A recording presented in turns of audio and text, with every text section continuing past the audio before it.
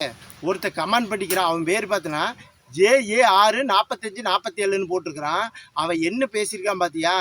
நீ என்ன பேசினாலும் ஜிபி முத்து ஆக முடியாது அப்படின்னு போட்டிருக்கிறான். அட கேன பாலுகார தூக்கிட்டு போகணும் பாடையில் போகிறவனே.